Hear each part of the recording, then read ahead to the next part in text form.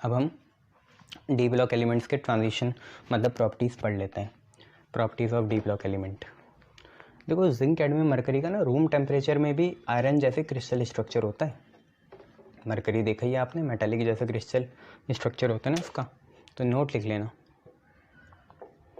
कि even in room temperature 27 degree Celsius, 2 degree बढ़ नहीं गया 10 सालों से क्लाइमेट चेंज की वजह से, तो 25 नहीं हम 27 बोलते हैं, ठीक है। पहले 25 बोलते थे, कोपेक जो कन्वेंशन हुई थी उसके हिसाब से। तो इवन इन 27 डिग्री सेल्सियस मतलब room temperature, zinc cadmium mercury have metallic structure या टेक्सचर, मेटालिक स्ट्रक्चर या टेक्सचर, ये याद रख लेना, या ऐसे लिखा रहा हूँ है ना, कि 27 डिग्री सेल्सियस में भी जिंक कैडमियम मरकरी का भाई कैसा होता है, मेटालिक स्ट्रक्चर होता है, ये आप याद रख लेना, ठीक है। चलो तो अब हम बात करते हैं किसकी, जो जो याद आ रहा है आपको बताते जा रहा हूँ। हाँ वैसे छुड़ाऊँगा कुछ नहीं, लिखते हैं physical properties of D block elements. D block elements के किसकी बात करें हम, फिजिकल प्रॉपर्टीज़ की बात कर रहे हैं। तो डी ब्लॉक एलिमेंट की सबसे पहली बात तो क्या है, इनका मेटालिक कैरेक्टर होता है, उसके बारे में बात करनी है। तो पहला है मेटालिक कैरेक्टर। सबसे पहले इसके बारे में बात करनी है कि मेटालिक कैरेक्टर क्या है। आपको पता है यार, इसमें बहुत सारे अनपेड इलेक्ट्रॉन होते हैं, जब भी अनपेड इलेक्ट्रॉन होते हैं तो बहुत अच्छी मेटालिक बॉन्डिंग बनती है। हाँ, क्योंकि इसमें अनपेड इलेक्ट्रॉन है तो कोवेलेंट बॉन्डिंग भी फेवर करेगा, अच्छे कंडक्टर होंगे ये, अच्छे हीट के भी कंडक्टर होंगे, इलेक्ट्रिसिटी के भी होंगे, और बहुत सारी चीज़ें ऐसी। तो लिखते हैं हम मरकरी को छोड़ के, एक्सेप्ट मरकरी लिक्विड फॉर्म में होता है ना, all other d block elements except mercury, all other d block elements are metals.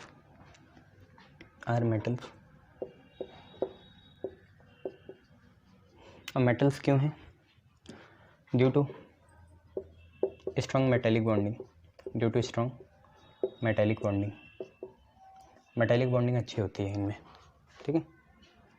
और एक और चीज़ कि प्रेजेंस ऑफ बहुत सारे लार्ज अनपेड इलेक्ट्रॉन होते हैं इनमें, अभी थोड़ा आगे और पता चलेगा आपको। तो presence of large unpaired electron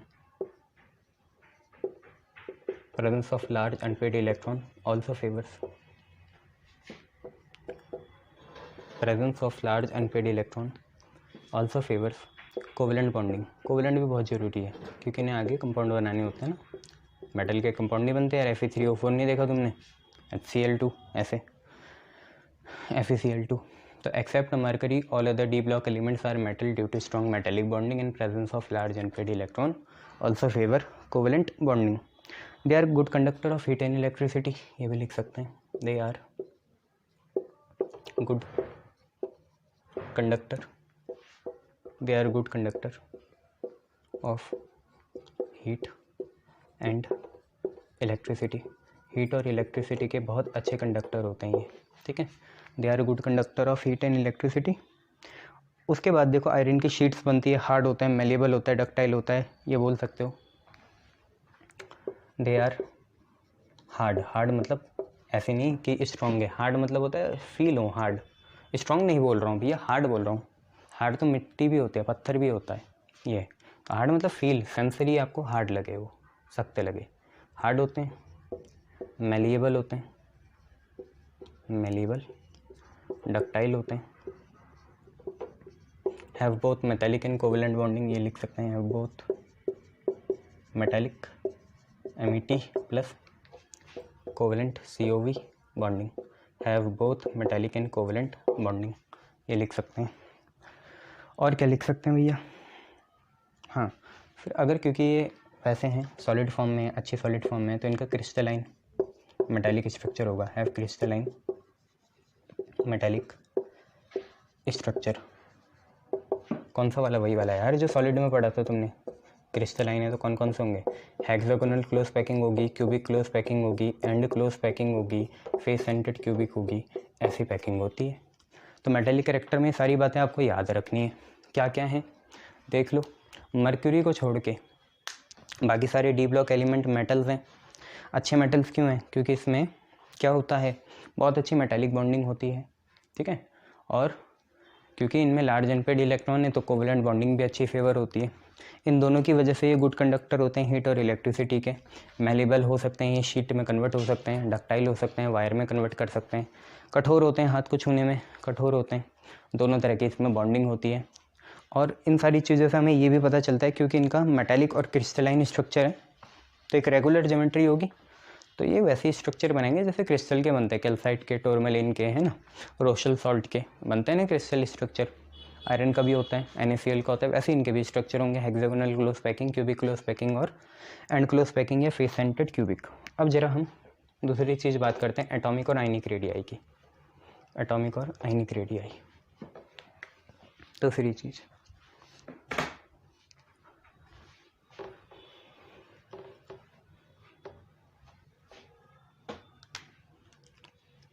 दूसरी चीज़ है एटॉमिक या आयनिक रेडियाई। एटॉमिक या आयनिक रेडियाई तो एक एग्जांपल लेंगे, बाकी आप सब समझ जाएंगे, बाकी जो एक्सेप्शन होगा वो हम देख लेंगे। तो कंसीडर 3D या फर्स्ट ट्रांजिशन सीरीज। 3D या पहली ट्रांजिशन सीरीज हम कंसीडर करते हैं, ठीक है। तो उसमें कौन कौन होते हैं आपको भी पता है। देखो स्कैनेडियम होता है, थोड़ी जगह बना लो इसके लिए, इतनी की इलेक्ट्रॉनिक कन्फिग्रेशन भी आ जाए। स्कैनेडियम होता है, एटॉमिक नंबर होता है 21, ऐसी जगह बनाओ। टाइटेनियम के लिए 22 बनाओ जगह। वेनेडियम के लिए कितनी? 23। स्कैनेडियम, टाइटेनियम, वेनेडियम, फिर कौन होता है? क्रोमियम। क्रोमियम के लिए जगह बनाओ 24। स्कैनेडियम, टाइटेनियम, वेनेडियम, क्रोमियम, फिर होता है मैंगनीज। मैंगनीज के लिए जगह बनाओ। फिर कौन होता है? Ferrous, Fe, iron, ferrous, iron, Fe। फिर कोबाल्ट के लिए जगह बनाओ, कोबाल्ट, थोड़ी जगह। निकल के लिए बनाओ, फिर आखिरी जगह कॉपर के लिए बनाओ, आखिरी जगह फिर जिंक के लिए बनाओ। Scandium, titanium, vanadium, chromium, manganese, ferrous, cobalt, nickel, copper, zinc. Manganese, ferrous, cobalt, nickel, copper और जिंक, ये चीज़ें हैं। इनके इलेक्ट्रॉनिक कन्फिग्रेशन लिखते हैं यार, तो आपको ही पता है कैसे लिखते हैं। मैं पहले बता रहा हूँ आपको। 1s2, 2s2, 2p6, 3s2, 3p6, 4s2, ये लिखोगे। 1s2, 2s2, 2p6, 3s2, 3p6, 4s2। अब 4p नहीं आएगा, 3d आएगा। 4p बड़ा हो जाएगा, 3d छोटा रहेगा। 6, 7, 8, 9, 10, 6, 7, 8, 9, 10, 10 और 10 20 और 20 हो गए ना। 6, 7, 8, 9, 10, 11, 12, 12, 6, 18, 19, 20, फिर आएगा 3d1। तो बच्चे हम क्या करते हैं, जहाँ तक 18 हो रहा है, 6, 7, 8, 8, 6, 14, 15, 16, 17, 18, 18 को हम आर्गन लिख सकते हैं। तो स्कैनेडियम को ऐसे लिख सकते हैं नोबल गैस के टर्म में कि यहाँ आर्गन लिख लिया, 4s2 लिख लिया, 3d1 लिख लिया। आगे बढ़ेंगे, इसे आर्गन लिख लिया, 4s2 लिख लिया, 3d2 लिख लिया। आगे बढ़ेंगे, आर्गन, 4s2, 3d3, फिर आगे आर्गन, 4s2, 3d4। अब यही हो जाता है ये वाला क्रोमियम और कॉपर गलत। क्यों? क्योंकि यार 4s2 3d, 4 से बढ़िया 4s1 3d5 हो जाए तो और बढ़िया हो जाएगा ये वाली चीज़, क्योंकि d ज़्यादा स्टेबल होगा ना। हाफ फील्ड में कल नहीं पढ़ा था तुमने, हाफ फील्ड और फुली फील्ड ज़्यादा स्टेबल होते हैं as comparison to any other configuration. तो ये ऐसा बनना चाहेगा, एक इलेक्ट्रॉन का ट्रांजिशन यहाँ पे होगा, डी ब्लॉक है ना भाई, ट्रांजिशन तो करेंगे ही। तो ये बनेगा 4s1 3d5, तो यही बनाएंगे। तो ये बनेगा आर्गन, 4s1 3d5। आगे बढ़ेंगे, अब तो बढ़िया है। आर्गन होगा, पहले 4s1 का 4s2 होगा और 3d5 रहेगा। ऐसे नहीं तुम 4s1 3d6 चला दिए, गलत हो जाएगा। पहले s1 को h2 करिए, आउटर मोस्ट तो यही है ना। यहाँ पे होगा r1 4s2 और 3d6, फिर होगा r1 4s2 4s3 क्यों नहीं कर रहे, भाग जाओ यहाँ से। 4s3 कहाँ से होगा, एस में तो मैक्सिमम 2 ही बढ़ते हैं ना, डी में 10 बढ़ते हैं इसलिए कर रहे हैं। तो 4s2 3d8, फिर होगा r1 4s2 3d8, वो 7 था सॉरी। अब फिर यहाँ होना तो ये चाहिए था कॉपर में r1 4s2 3d9, पर क्या हर्ज है कि एक इलेक्ट्रॉन यहाँ चल जाए। देखो एक ही पॉसिबल है, 0 नहीं होगा ये, एक तो होना ही चाहिए, हाफ फिल्ड होना चाहिए पहले तो, फिर फुल्ली फिल्ड होना चाहिए। ये हमें बताया था आपके पॉलीज एक्सक्लूजन प्रिंसिपल ने।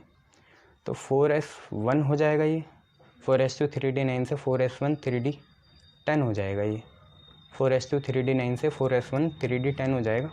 फिर यहाँ है आर्गन, फिर ये हो जाएगा 4s2 और ये हो जाएगा 3d10। तो देखो यहाँ तो कम्प्लीटली फिल्ड डी है, कम्प्लीटली फिल्ड डी। अब आपको एक चीज़ पता है, ये जो सारी चीज़ें हमने लिख दी है राम कहानी, इसमें आपको एक चीज़ बहुत अच्छे से पता है कि हम कैसे जा रहे हैं, टॉप से बॉटम या लेफ़्ट से राइट। लेफ़्ट से राइट जा रहे हैं भैया, तो जर्नली तो ये होना चाहिए कि जब हम लेफ़्ट से राइट जाएं, किससे जाएं, लेफ़्ट से राइट जाएं, तो इफेक्टिव न्यूक्लियर चार्ज बढ़ता है। इफेक्टिव न्यूक्लियर चार्ज बढ़ेगा, न्यूक्लियर चार्ज बढ़ेगा तो वो आउटर मोस्ट इलेक्ट्रॉन को अपनी तरफ खींचेगा। तो एटॉमिक रेडियाई या आयनिक रेडियाई क्यों नहीं चाहिए, घट जानी चाहिए। इसका मतलब जैसे हम स्कैनेडियम से जिंक की तरफ जाएंगे तो एटॉमिक रेडियाई घट जाएगी, क्योंकि इफेक्टिव न्यूक्लियर चार्ज बढ़ जाएगा।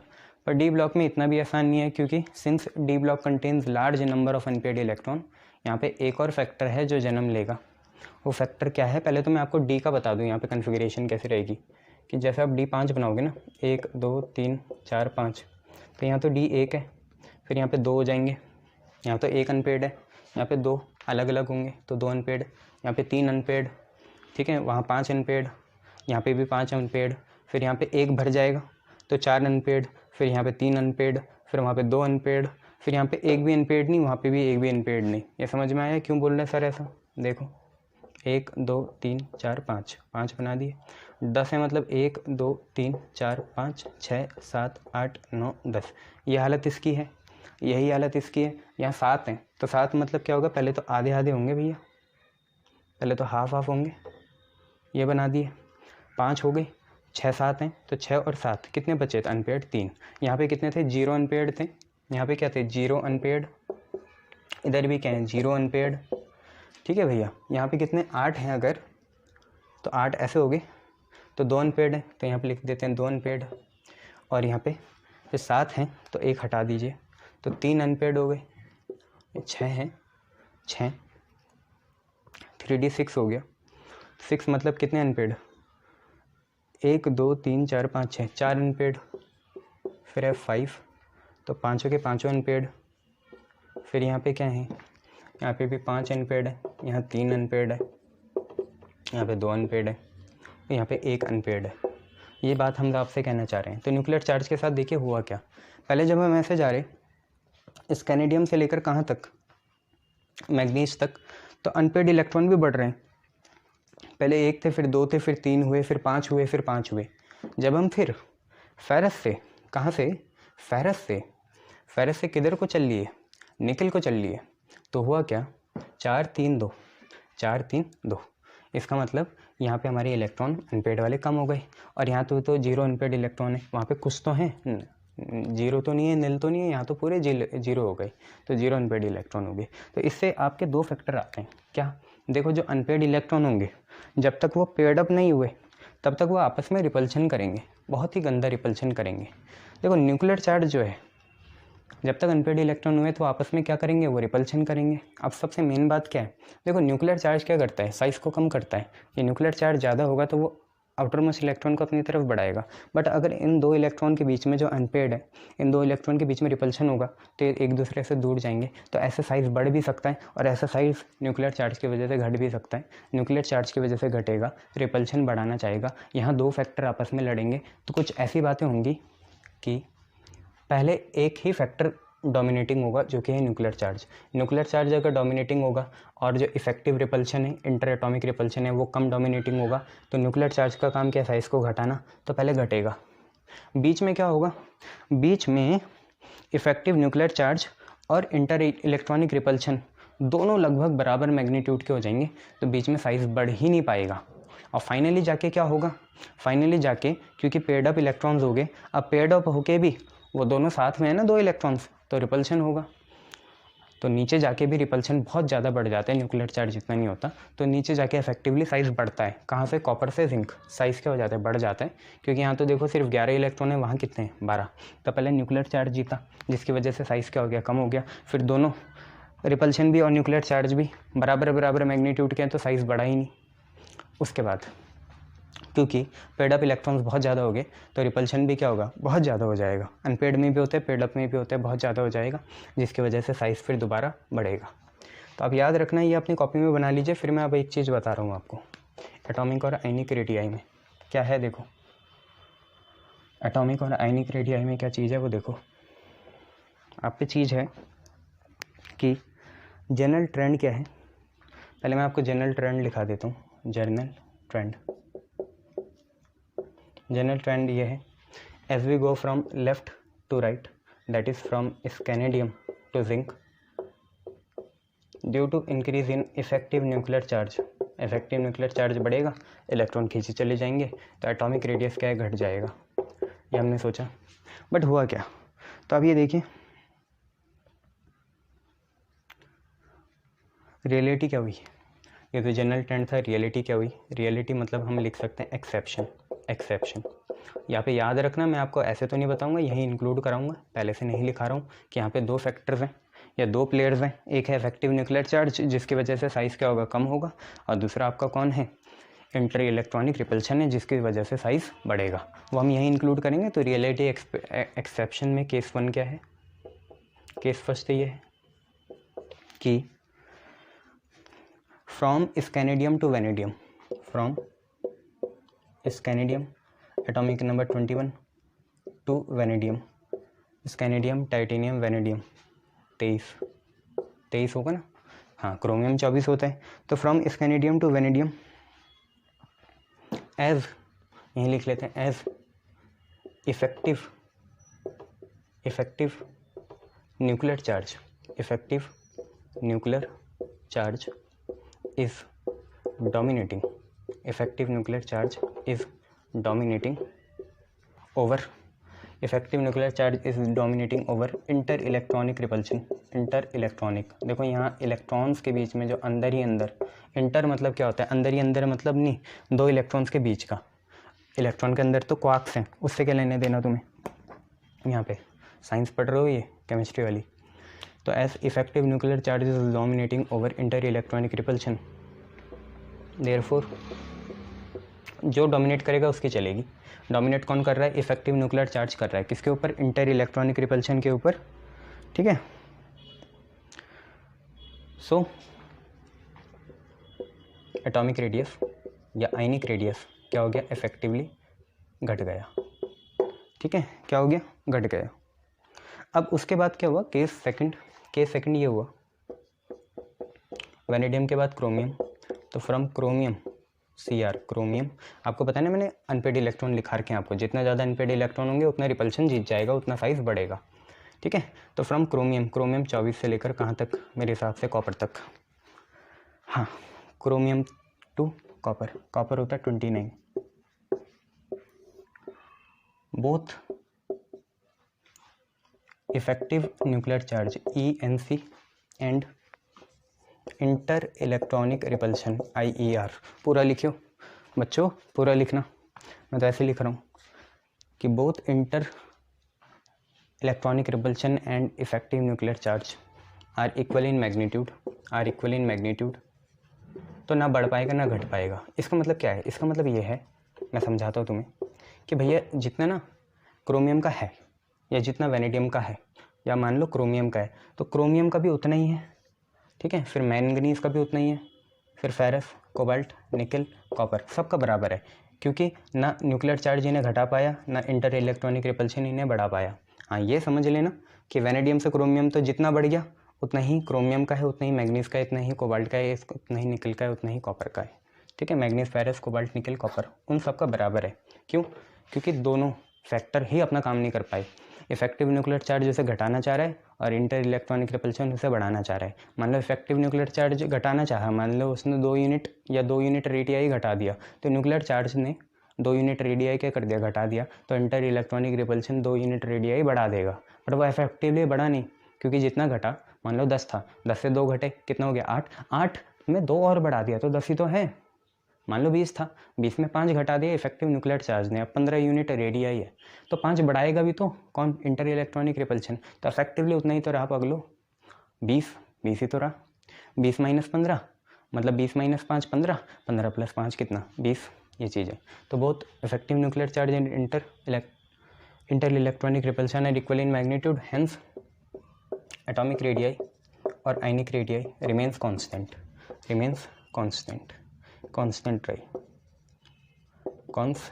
रहे। फाइनल चीज़ ये है, केस थर्ड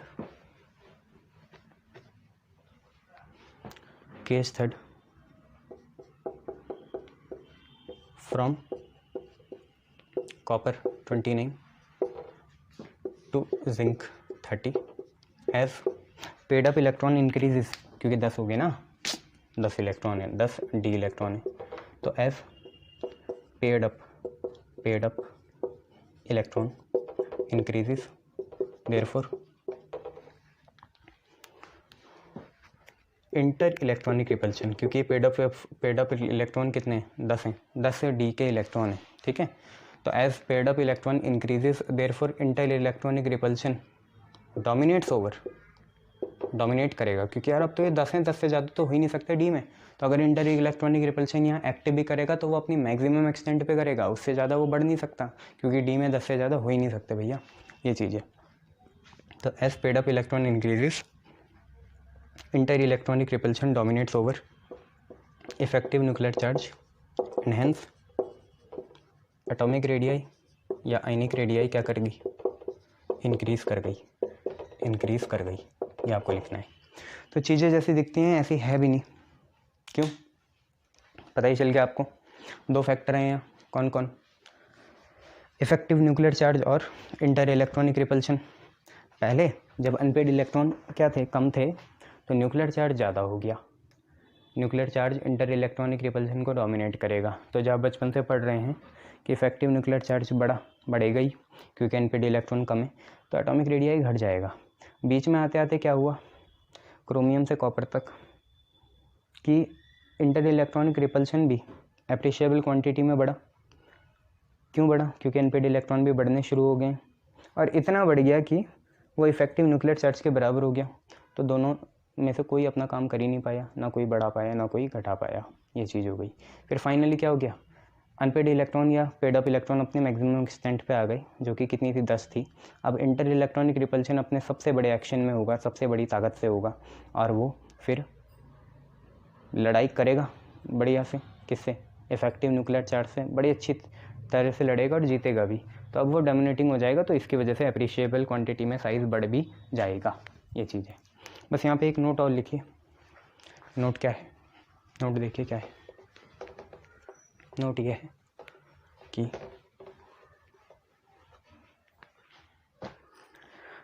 है कि आपको ये पता होगा ना, अगर मान लो एम डी ब्लॉक का एलिमेंट है, तो एटम का सबसे बड़ा होता है साइज़, फिर कटाइन का थोड़ा छोटा हो जाता है, और डबल कटाइन का उससे और छोटा, और ट्रिपल कटाइन का उससे भी और छोटा। पता है ना, ये तो तुम्हें बताया ही है, radius of अनायन is greater than radius of क्या, नेगेटिव चार्ज ज़्यादा होगा, रिपल्शन ज़्यादा होगा, साइज़ बढ़ेगा, रेडियस ऑफ एटम, और is greater than radius of कटाइन मतलब एक इलेक्ट्रॉन कम हो गए तो अफेक्टिव न्यूक्लियर चार्ज बढ़ गया। अगर ये एक इलेक्ट्रॉन कम भी हो गए तो बड़ा कौन, न्यूक्लियर चार्ज, तो भैया वो खींच लेगा अंदर। तो एक तो ये चीज़ याद रखना, दूसरा नोट ये याद रखना क्या, कि atomic radius of second transition और थर्ड ट्रांजिशन का लगभग बराबर होगा। Atomic radius of second transition और atomic radius of third transition लगभग बराबर होगा। ए आर क्या है? एटॉमिक रेडियस, ठीक है, क्योंकि यहाँ पे लेंथेनॉइड जैसा इफेक्ट होता है ड्यू टू लेंथेनॉइड कंट्रैक्शन। ये हमने पहले भी पढ़ी थी हाफनियम नियोबियम में, वेनी कनाडा में। तो लेंथेनॉइड कंट्रैक्शन वैसे ही आपका बात का टॉपिक भी है। अच्छा, लेंथेनॉइड कंट्रैक्शन क्या है हम पहले भी पढ़ चुके हैं पी ब्लॉक में। एक चीज़ poor shielding effect, poor shielding effect पढ़ा था ना, वहाँ पे हमने ये किसके टर्म्स में पढ़ा था भूल गया यार, इनर्ट पेयर इफेक्ट के टर्म्स में, और यहाँ इसे लेंथेनॉइड कंट्रैक्शन बोलते हैं, ठीक है। तो ड्यू टू लेंथेनॉइड कंट्रैक्शन किसकी वजह से होती है? Poor shielding effect of d and f subshell, d और एफ सबशेल, जिसकी वजह से रिजल्ट क्या होता है? इसका कंसिक्वेंस रिजल्ट क्या आता है कि एटॉमिक रेडियस क्या हो जाते हैं? रिमेंस कांस्टेंट, लगभग सेम ही रहते हैं, ये फ़र्क है, ठीक है। तो दोनों का सेकंड ट्रांजिशन और थर्ड ट्रांजिशन का क्या है? रेडियस लगभग सेम है। क्यों है? लेंथेनॉइड कंट्रैक्शन की वजह से। लेंथेनॉइड कंट्रैक्शन कुछ नहीं होती, जो हमने शील्डिंग इफेक्ट देखा था वही चीज़ होती है। डी और एफ से चार्ज लीक करता है ना, इतने अच्छे शील्डिंग इफेक्ट एजेंट नहीं होते, जिसकी वजह से एटॉमिक रेडियस कांस्टेंट रहता है, क्योंकि ना इलेक्ट्रॉन लूज़ हो पाते हैं, गेन हो पाते हैं। क्यों ऐसे क्यों होता है? क्योंकि इलेक्ट्रॉन न्यूक्लियस से बंधे रहते हैं, ये चीज़ है, ठीक है भैया। इतना याद रख सकते हो? नहीं रख सकते तो क्या करोगे ज़िंदगी में? इतना तो याद रखना ही पड़ेगा, ठीक है। हमें एक चीज़ कह रहा था तुम्हें इसमें, अगर मुझे मिल जाए तो तुम्हें बता दूंगा अभी। मिल गई तो ठीक है। मैं ये कह रहा था कि जैसे यहाँ पे क्या होगा? Radius of zirconium nearly equal to radius of hafnium होगा। ऐसा अगर क्वेश्चन आ गया why radius of zirconium is nearly equal to radius of hafnium, जबकि जिरकोनियम ऊपर है, हाफनियम नीचे है, जब हम ऊपर से नीचे जाएंगे तो एटॉमिक रेडियस बढ़ना चाहिए, क्योंकि शेल नंबर क्या हो गया? बढ़ गया। शेल नंबर बढ़ गया तो एटॉमिक रेडियस को भी बढ़ना चाहिए, बट ऐसा हुआ नहीं, क्योंकि शेल नंबर तो बढ़ा, साथ में डी और एफ सब शेल आ गए, खाली लीक चार्ज होता है इनसे चार्ज क्या हो जाता है? लीक हो जाता है, इस वजह से होता है ये, ठीक है। और भी बोल सकते हो आप इसमें, क्या है यार, जैसे radius of cadmium nearly equal to radius of mercury हो गया, वाई सो। तो यही है due to lanthanoid contraction, it is lanthanoid contraction due to, पहले तो आंसर यही देना है कि जिरकोनियम और हाफनियम का रेडियस लगभग सेम है, जबकि नीचे जाते हुए जैसे हम जिरकोनियम से हाफनियम नीचे जाएंगे साइज़ बढ़ेगा, क्योंकि शेल नंबर बढ़ा। या कैडमियम और मरकरी का साइज़ लगभग सेम है, जबकि बढ़ना चाहिए जब हम नीचे जाएंगे, बट ऐसा हो नहीं पाया। तो इसके पीछे बस एक ही रीज़न है, लेंथेनॉइड कंट्रैक्शन की वजह से होता है। लेंथेनॉइड कंट्रैक्शन क्या हुई? मतलब same effect as lanthanoid contraction, उसी के जैसा इफेक्ट होता है। लेंथेनॉइड कंट्रैक्शन होती क्यों है? क्योंकि डी और एफ सब शेल का पोलर शील्डिंग इफेक्ट होता है। ये एज अ रिजल्ट या as a consequence atomic radius क्या होता है? सेम रहता है। और ज़्यादा राम कहानी नहीं बतानी कि वो बंधा रहता है, ये करता है, बॉन्डिंग में पार्टिसिपेट नहीं ले सकता, ऐसा कुछ नहीं बताना। बस ये बता देना, बात बन जाएगी आप लोगों की। क्लियर है भैया? चलाक बच्चों, थैंक यू। चलिए, तो अभी तक हमने क्या क्या देखा? मेटालिक कैरेक्टर देखा और एटॉमिक और आयनिक रेडियाई देखा। किस में? प्रॉपर्टीज़ में। तीसरा हम देखेंगे अब मेल्टिंग पॉइंट और बॉइलिंग पॉइंट। मेल्टिंग पॉइंट और बॉइलिंग पॉइंट। तो जनरली मेल्टिंग पॉइंट और बॉइलिंग पॉइंट दो चीज़ों पे डिपेंड करता है, या तो साइज़ पे या तो बॉन्डिंग पे। बट डी ब्लॉक एलिमेंट में देखो साइज़ का तो इतना फ़र्क नहीं पड़ता, क्योंकि यहाँ पे आपने अभी देखा आयनिक और एटॉमिक रेडियाई में दो फैक्टर्स होते हैं, इंटर इलेक्ट्रॉनिक रिपल्शन और इफेक्टिव न्यूक्लियर चार्ज। तो यहाँ पे मेन फैक्टर बॉन्डिंग है, ठीक है। तो मेन फैक्टर यहाँ बॉन्डिंग है। तो मेल्टिंग पॉइंट, सर पूरा लिखा करो, melting point and boiling point. Melting point और बॉइलिंग पॉइंट, इन दोनों के बारे में हमें बात करनी है, ठीक है भैया। मेल्टिंग पॉइंट और boiling point generally very high होता है, ठीक है। जनरली वेरी हाई, बहुत ज़्यादा हाई होता है, generally very high, due to strong metallic bonding, due to strong metallic bonding, strong metallic bonding. और देखो मेटालिक बॉन्डिंग क्यों हाई होती है, इसके पीछे मैं देखो वहाँ चुप रह गया था, क्योंकि वो चीज़ वहाँ बताना अच्छा नहीं है, यहाँ बता देते हैं। मेल्टिंग और बॉइलिंग पॉइंट जनरली हाई होते हैं, क्यों? किसकी वजह से? Strong metallic bonding. अब क्वेश्चन ही ये पूछ ले कि स्ट्रॉन्ग मेटालिक बॉन्डिंग क्यों होती है, तो सिंस देखो, सिंस आपको बताया था n and n-1 electron have very small energy difference, होता तो है ही, पहले NS भरा जाएगा फिर n-1 D भरा जाएगा, क्योंकि ये 4 होता है वो 5 होता है, जनरली ऐसे NS 4 5 हो गया। Since NS and N-1 electron have, हमेशा नहीं होता 4-5 है ना, बट ऐसे ही होगा N-N-1, since NS and N-1 D electrons have very small energy difference, क्योंकि इनका बहुत स्मॉल एनर्जी डिफरेंस होता है, therefore electrons of both subshells,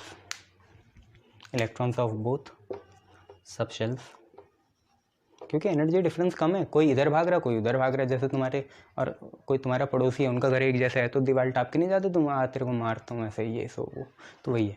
तो since N as well as N-1 D electron have very small energy difference, therefore electron of both subshells can participate in metallic bonding,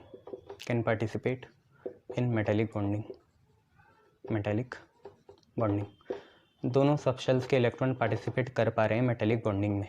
metallic bonding आपको पता है ना, metal cation और electron के बीच में बनती है ना, एक तरह का क्या होता है, ये इलेक्ट्रोवैलेंट फोर्स ऑफ अट्रैक्शन होता है, ठीक है, क्योंकि दोनों सबशेल्स जो हैं NS और N-1 D सबशेल्स, उन दोनों के ही इलेक्ट्रॉन का एनर्जी डिफरेंस बहुत कम है।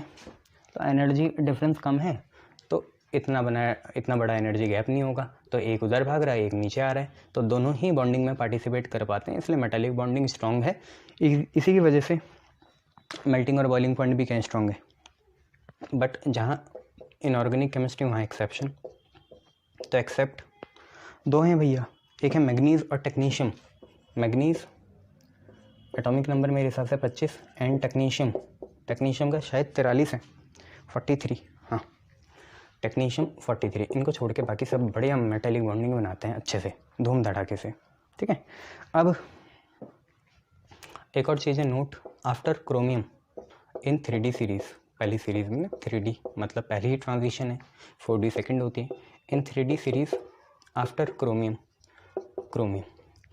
का एटॉमिक नंबर 24 होता है, क्योंकि 24 के बाद देखो पेयरिंग शुरू हो जाती है, तो फ्री इलेक्ट्रॉन अवेलेबल नहीं होते हैं, क्या बनाने के लिए, मेटेलिक बॉन्ड बनाने के लिए, ठीक है, वो कोवलेंट बॉन्ड में व्यस्त हो जाते हैं, पेयरिंग कर लेते हैं एक दूसरे से, तो मेटेलिक बॉन्ड इतने सारे बन नहीं पाएंगे, तो मेटेलिक पॉइंट या मेल्टिंग पॉइंट और बॉइलिंग पॉइंट भी क्या हो जाएगा, घट जाएगा। मेल्टिंग पॉइंट बॉइलिंग पॉइंट तब बढ़िया है जब फ्री इलेक्ट्रॉन ज़्यादा है। तो after chromium melting point and boiling point decreases due to increase in pairing of electron, electron की पेयरिंग बढ़ जाती है, इस वजह से होता है ये, ठीक है। इलेक्ट्रॉन की पेयरिंग क्या होगी भैया, बढ़ जाएगी, इस वजह से दिक्कतें आ जाती है, ठीक है। सबसे हाईएस्ट मेल्टिंग पॉइंट किसका होता है, तो वो भी नोट लिख लो, टंगस्टन का होता है, W का पूरे D में, ठीक है। टंगस्टन W, टिन होता है SN, ठीक है भैया, टिन होता है SN या टंगस्टन है।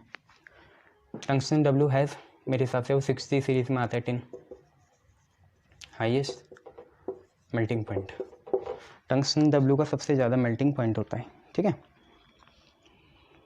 अब एक और ज़रूरी है, आप ये देखो, एक चीज़ होती है एंथैल्पी ऑफ एटोमाइजेशन, मतलब इनको एटम्स में तोड़ने की एंथैल्पी मतलब बॉन्ड ब्रेकिंग एनर्जी, एंथैल्पी हमेशा से ही बॉन्ड ब्रेकिंग एनर्जी रहा है।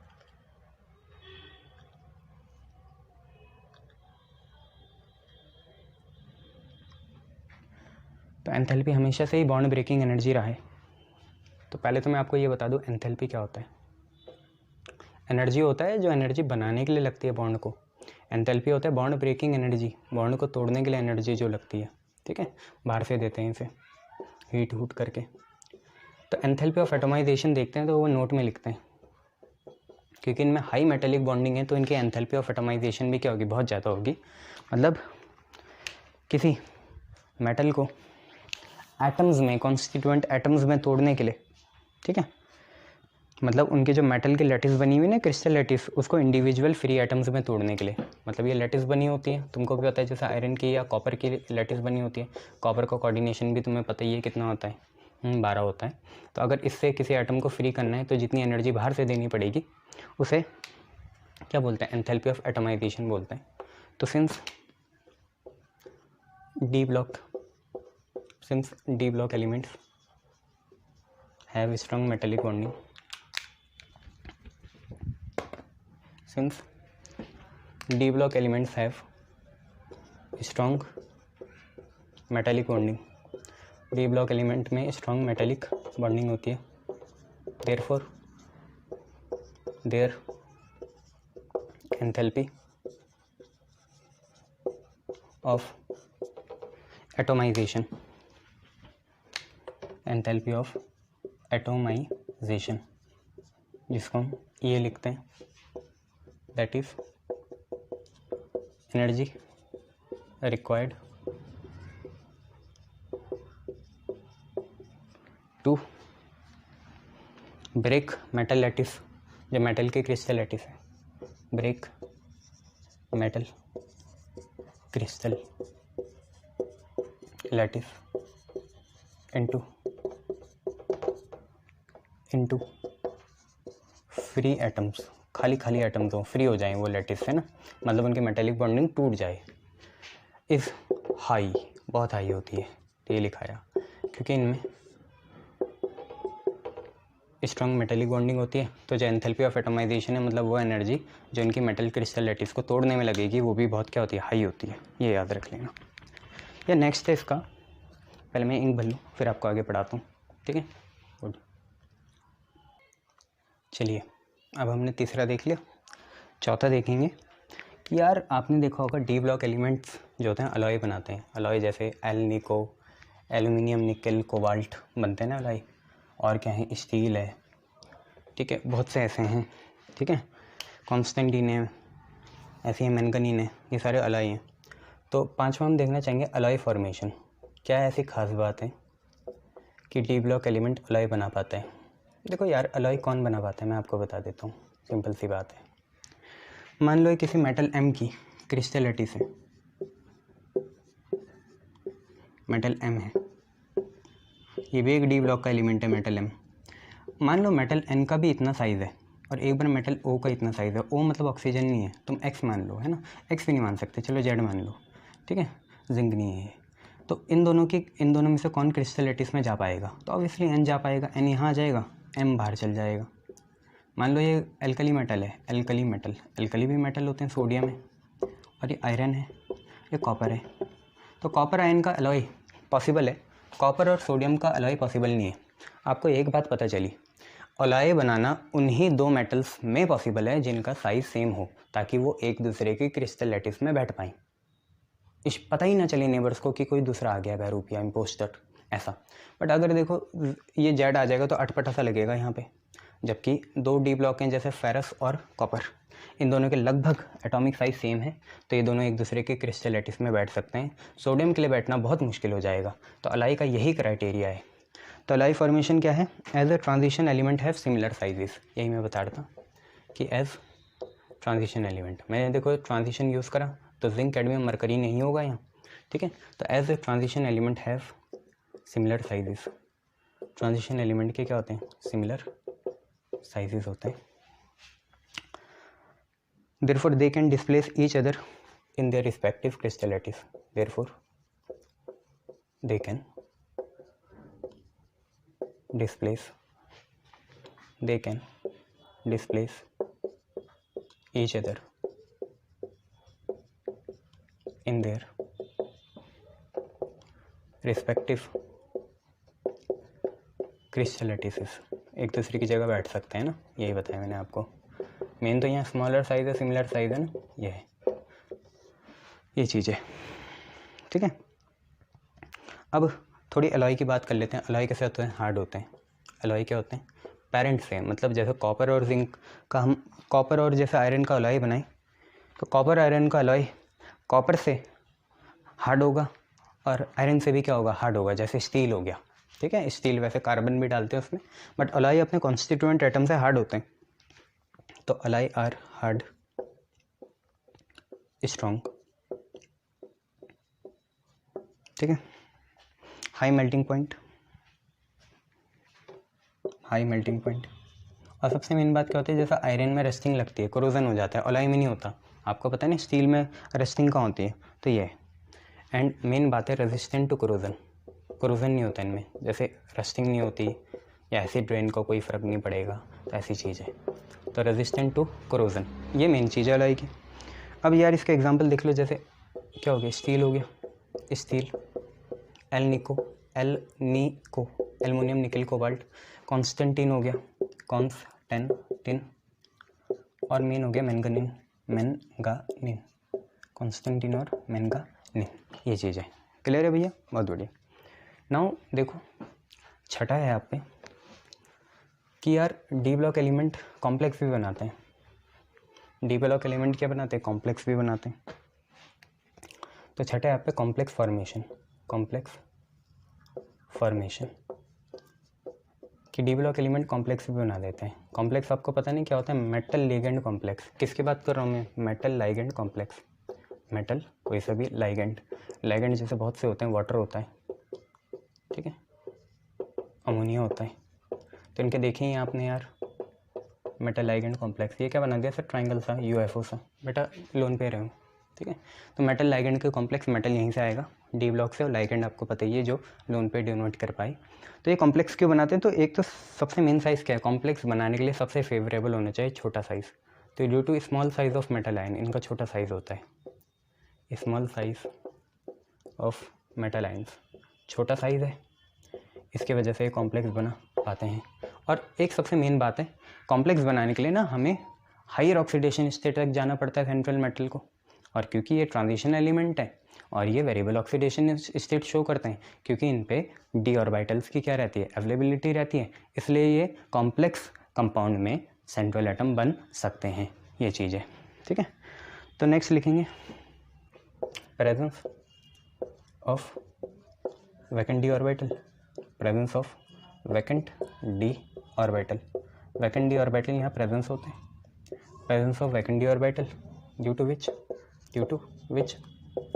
they can be act as, या they can act as, या can भी लिख लो, इंग्लिश की क्लास थोड़ी चल रही।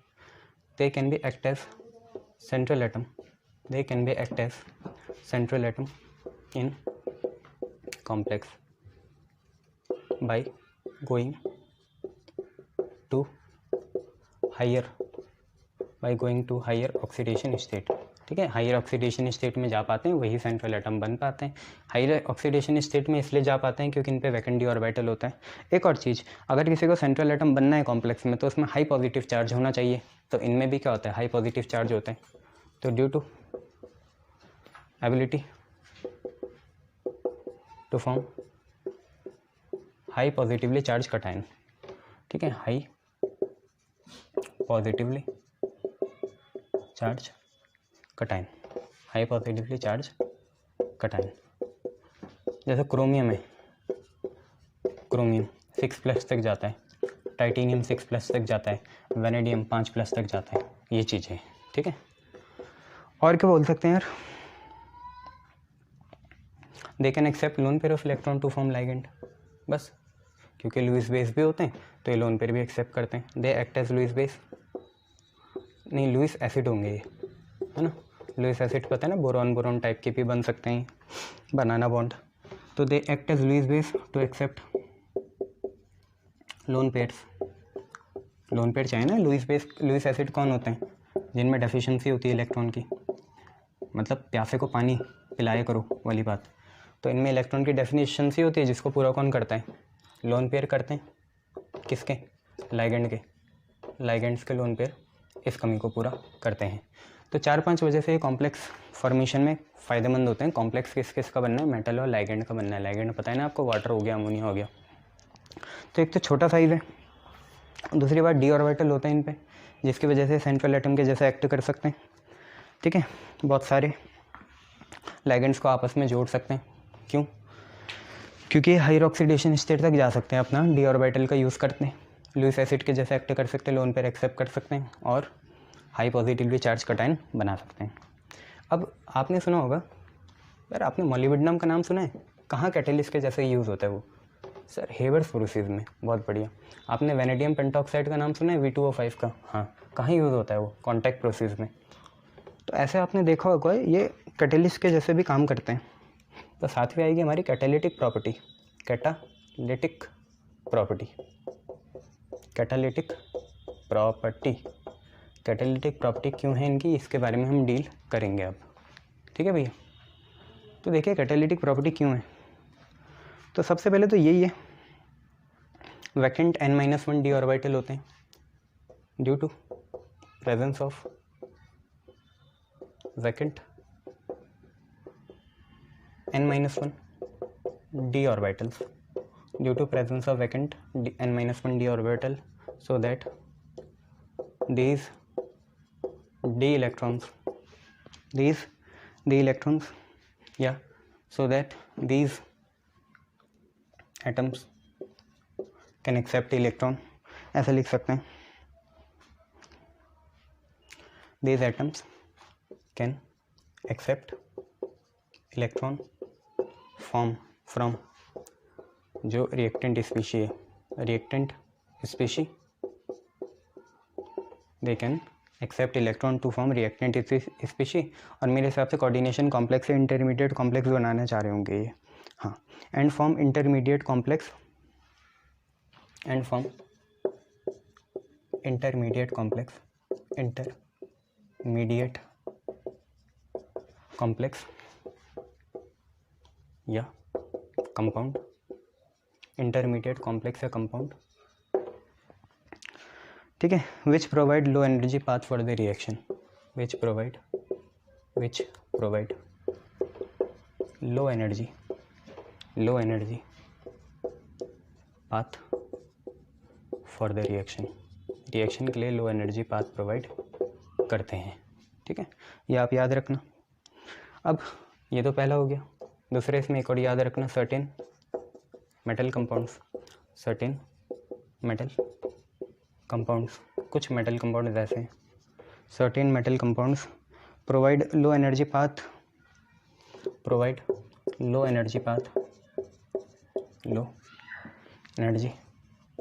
और मेटल कंपाउंड इसी की बात कर रहा हूँ, डी ब्लॉक वाले, तो certain metal compound provide low energy path for the reaction by changing oxidation state, ये लिख सकते हैं, बाय चेंजिंग ऑक्सीडेशन स्टेट, इसमें वैनेडियम पक्का होगा, जैसे V2O5 हो गया, एग्जाम्पल है पहला, V2O5 है और SO2 है।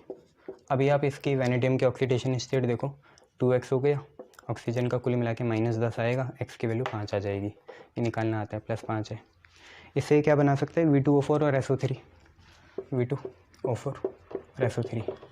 और खुद ही देखिए क्या हुआ, SO2 की यहाँ कितनी है, +4 है, यहाँ जाके कितनी होगी, +6 हो गई, इसके देखिए -8, तो ये 4 हो गई, तो देखिए इसके चेंज हुआ ना, यहाँ पे एक इलेक्ट्रॉन इसे मिल गया, तो ये हो गया।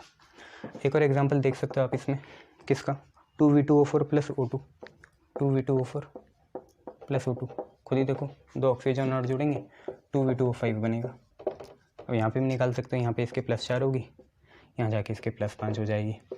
तो कैटालिटिक प्रॉपर्टी के लिए देखो सिंपल सी बात ये है भाई, क्योंकि डी ब्लॉक के जो एलिमेंट हैं उन पे एम्प्टी या अनऑक्युपाइड, ठीक है, डी ऑर्बिटल होता है। अब मान लो कोई रिएक्टेंट स्पीशी है, मान लो ये, इस पे 2 इलेक्ट्रॉन है, ये इलेक्ट्रॉन इसे भेजने पड़ेंगे ना, यहाँ पे 2 तो इस पे भी होंगे, तो ये देखो बॉन्ड तभी बन पाया जब वहाँ पे डी ऑर्बिटल थे। तो क्योंकि इन पे क्या होता है, वैकेंट खाली अनऑक्युपाइड n-1 डी ऑर्बिटल होता है, जिसकी वजह से इन्हीं डी ब्लॉक के एटम्स जो होते हैं वो एक्सेप्ट कर सकते हैं रिएक्टेंट स्पीशी से क्या, इलेक्ट्रॉन, फिर एक इंटरमीडिएट कंपाउंड बनाएंगे, और ये इंटरमीडिएट कंपाउंड क्या होगा, जनरली दूसरे रिएक्टेंट के हिसाब से या जो दूसरा कोई पाथ होगा उसके कंपैरिजन में लो एनर्जी का पाथ प्रोवाइड करेगा, ठीक है, लो एनर्जी वाला पाथ क्या कर देगा, प्रोवाइड कर देगा, ये फ़ायदा होता है। दूसरा क्या है, इनमें से एक कुछ खतरनाक मसीहा या खिलाड़ी ऐसे भी हैं जो अपना ही नुकसान करके दूसरों का फ़ायदा कर देते हैं। कैसे, वो अपना ही ऑक्सीडेशन स्टेट कम ज़्यादा कर देते हैं, जैसे आप 2 एग्जाम्पल नीचे देख रहे हैं। V2O5 था, +5 थी, V2O4 बना +4 हो गया, या V2O4 था +4, V2O5 बना +5 हो गया। ये मैंने आपको बता रखा है, ऑक्सीडेशन होता है, लॉस ऑफ इलेक्ट्रॉन, रिडक्शन होता है, गेन ऑफ इलेक्ट्रॉन। तो 2 चीज़ें याद रखना, एक तो क्या है, क्योंकि इन पे अवेलेबिलिटी है वैकेंट डी ऑर्बिटल की n-1 डी ऑर्बिटल की, जिसकी वजह से ये रिएक्टेंट स्पीशीज के इलेक्ट्रॉन अपने साथ घुला मिला सकते हैं, जिसकी वजह से हम लो एनर्जी का पाथ प्रोवाइड कर पाते हैं। दूसरा क्या है, कुछ खुद ही डी ब्लॉक के मेटल कंपाउंड अपनी ऑक्सीडेशन स्टेट में वेरिएशन ले आते हैं, जिसकी वजह से भी लो एनर्जी पार्ट प्रोवाइड होता है। ठीक है, ये याद रखिएगा।